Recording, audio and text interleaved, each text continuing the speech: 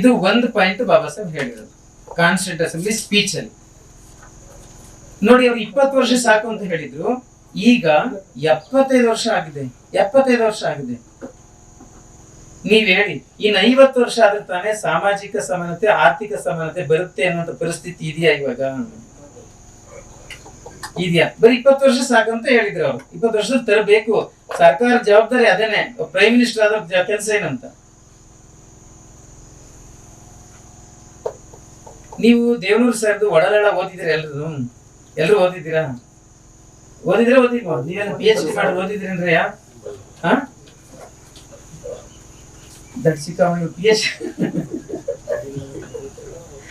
PhD ಸೇರ್ಕೊಂಡು ಓದಿಲ್ವಾ? ಕೇಳಿಸ್ಕೊಳ್ಳಿ, ಅಲ್ಲೊಂದು ಉದಾಹರಣೆ ಕೊಡ್ತೀನಿ ನೋಡಿ, ಎಷ್ಟು ಚೆನ್ನಾಗಿದೆ ಅಂತ ಒಂದು ಉದಾಹರಣೆ ಕೊಡ್ತೀನಿ.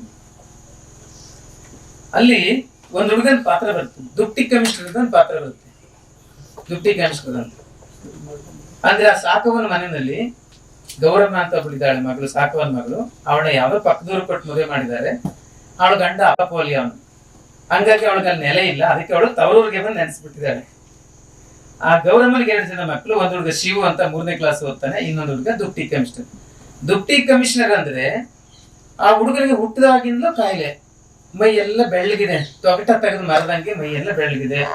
ಆಮೇಲೆ ಶೀತ ಆಗಲ್ಲ, ಅದಕ್ಕೆ ಒಂದು ಕಂಬಳಿ ಹೊದ್ಕೊಂಡು ಯಾವಾಗ್ಲೂ ಮೂಲೆಯಲ್ಲಿ ಕೂತಿದ್ದಾರೆ. ಅದೊಂದು ಪಾತ್ರ ಬರ್ತದೆ ಒಡಲಾಳದಲ್ಲಿ. ಅಲ್ಲಿ ಲೇಖಕರು ಏನ್ ಬರೀತಾರೆ ಅಂತ ಅಂದ್ರೆ, ಆ ಹುಡುಗನಿಗೆ ಬಂದಿರುವಂತ ಕಾಯಿಲೆ ಯಾವ ಕಾಲಕ್ಕೂ ವಾಸಿ ಆಗಲ್ಲ ಅಂತ ಎಲ್ಲರೂ ಆಲ್ರೆಡಿ ಡಿಸೈಡ್ ಮಾಡ್ಬಿಟ್ಟವ್ರ ಅವ್ರು ಮನೆಯವರೆಲ್ಲ. ಮತ್ತು ಇದು ಯಾವತ್ತಿದ್ರೂ ಲೋಕದಿಂದ ಚುಕ್ತವಾದಂದ್ರೆ ಯಾವತ್ತಿದ್ರು ಸತ್ತೋಗುತ್ತೆ ಅಂತ. ಇದೇನ್ ಬದುಕಲ್ಲ, ಇದೇನು ಮುಂದೆ ಸಂಸಾರ ಮಾಡಿ ಮನೆ ಕಟ್ಟಿ ಹಂಗೆಲ್ಲ ಮಾಡ್ಲಾರ್ದು ಅಂತ ಅವ್ರು ಡಿಸೈಡ್ ಮಾಡ್ಬಿಟ್ಟಿದ್ದಾರೆ. ಅದಕ್ಕೆ ಯಾವಾಗ್ಲೂ ಮೂಲೆಯಲ್ಲಿ ಒಂದು ಕಂಬಳಿ ಹೊತ್ಕೊಂಡು ಕೂತಿರ್ತದೆ. ಉಳಿದವರೆಲ್ಲ ಅವ್ರವ್ರ ಕೆಲಸ ಮಾಡ್ತಾ ಇರ್ತಾರೆ. ಈ ತರ ಒಡಲಾಳದಲ್ಲಿ ಒಂದು ಚಿತ್ರ ತಗೊಂಡು ಬಂದಿದ್ದಾರೆ ಲೇಖಕರು. ಯಾಕೆ ತಂದಿದ್ದಾರೆ ಇದನ್ನ? ಇದನ್ನ ಇಂಗ್ಲಿಷ್ ಅಲ್ಲಿ ಮೆಟಫರ್ ಅಂತ ಕರೀತಾರೆ. ಮೆಟಫರ್, ರೂಪಕ ಅಂತ ಕರೀತಾರೆ ಇಂಗ್ಲಿಷ್. ಯಾಕೆ ತಂದಿದ್ದಾರೆ ಅಂದ್ರೆ, ಸೊ ಆಳುವ ಸರ್ಕಾರಗಳಿಗೆ ದಲಿತರ ಬಗ್ಗೆ ಯಾವ ಮನಸ್ಥಿತಿ ಇದೆ? ದಲಿತರ ಬಗ್ಗೆ ಯಾವ ಮನಸ್ಥಿತಿ ಅಂದ್ರೆ, ಈ ಹುಡುಗನ ಬಗ್ಗೆ ಅವ್ರ ಮನೆಯವ್ರಿಗಿದೆಯಲ್ಲ, ಇವನು ಇನ್ನೆಂದೂ ಉದ್ಧಾರ ಆಗಲ್ಲ ಅಂತ, ಇವನೆಂದು ಇನ್ ಕಾಯಿಲೆ ವಾಸಿ ಆಗಲ್ಲ, ಇವನೆಂದೂ ಉದ್ಧಾರ ಆಗಲ್ಲ ಅಂದ್ರೆ ಸರ್ಕಾರಗಳು ಆಲ್ರೆಡಿ ಡಿಸೈಡ್ ಮಾಡೋರು ಇವ್ರು ಎಂದೂ ಏಳಗೆ ಆಗಲ್ಲ ಅಂತ. ಇವ್ರಿಗೆ ಎಷ್ಟು ಕೊಟ್ರು ಅಷ್ಟೇ, ಇವ್ರಿಗೆ ಏನ್ ಮಾಡಿದ್ರು ಅಷ್ಟೇ. ನೀವ್ ಹೇಳಿ, ಸರ್ಕಾರಗಳಿಗೆ ಮನಸ್ಥಿತಿ ಇಲ್ವಾ?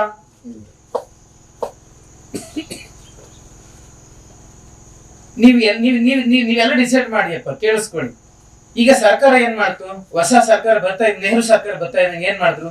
ಕೃಷಿ ಕ್ಷೇತ್ರದಲ್ಲಿ ವೀಕ್ ಇದ್ದೀವಿ ಅಂತ ಗೊತ್ತಾಯ್ತು ಅವ್ರಿಗೆ. ಅದಕ್ಕೆ ಪಂಚವಾರ್ಷಿಕ ಯೋಜನೆಯಲ್ಲಿ 5 ವರ್ಷ ಅಗ್ರಿಕಲ್ಚರ್ಗೆ ಫೋಕಸ್ ಮಾಡಿದ್ರ ಅಗ್ರಿಕಲ್ಚರ್ ಇಂಡಿಯಾ ಸ್ವಾವಲಂಬಿ ಆಯ್ತು, ಆಹಾರದಲ್ಲಿ ಭದ್ರತೆ ಬಂತು. ಆಮೇಲೆ ಇಂಡಸ್ಟ್ರಿಯಲ್ಲಿ ವೀಕ್ ಇದ್ದೀವಿ ಅಂತ ಗೊತ್ತಾಯ್ತು, 5 ವರ್ಷ ಅದಕ್ಕೆ ಫೋಕಸ್ ಮಾಡಿದ್ರು, ಇನ್ವೆಸ್ಟ್ ಮಾಡಿದ್ರು ಅದಕ್ಕೆ. ಸೊ ಇಂಡಸ್ಟ್ರಿನಲ್ಲೂ ಸ್ವಾವಲಂಬಿಯನ್ನು ಭಾರತ ಸಾಧಿಸ್ತು. ಆಯ್ತೆ? ಈಗ ನೀವೇ ಹೇಳಿ, ಅಸ್ಪೃಶ್ಯರು ಇದೆಲ್ಲ ಒಂದು ಬಿಗ್ ಚಾಲೆಂಜ್ ಅಲ್ವಾ ಭಾರತದಲ್ಲಿ? ದೊಡ್ಡ ಸಮಸ್ಯೆ ತಾನೆ ಅಂತ. ದೊಡ್ಡ ಸಮಸ್ಯೆ.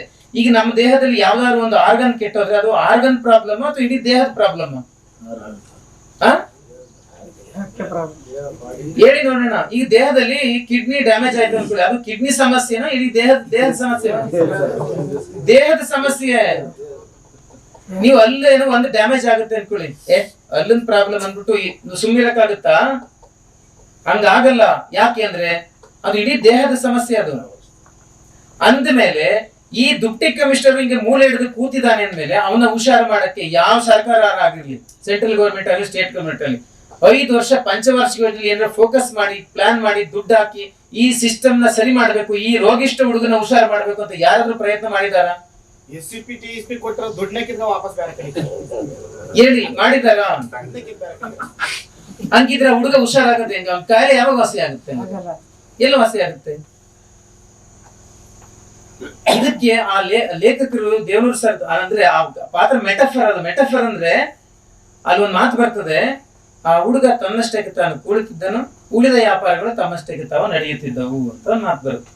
ಅಂದರೆ ಚಂದ್ರಲೋಕಕ್ಕೆ ಹೋಗೋರು ಹೋಯ್ತಾ ಇದಾರೆ, ಮಂಗಳ ಲೋಕಕ್ಕೆ ಹೋಗೋರು ಹೋಯ್ತಾ ಇದಾರೆ, ಬ್ರಿಡ್ಜ್ ಕಟ್ಟೋದು ನಡೀತಾ ಇದೆ, ಆದ್ರೆ ದುಡ್ಡಿ ಕಮಿಷನ್ ಮಾತ್ರ ಅವ್ನ ಹಂಗೆ ಕೂತವನೆ, ಅವನ ಕಾಯಿಲೆ ವಾಸಿ ಆಗಲ್ಲ ಅಂತ ಸರ್ಕಾರ ಡಿಸೈಡ್ ಮಾಡ್ಬಿಟ್ಟಿದೆ.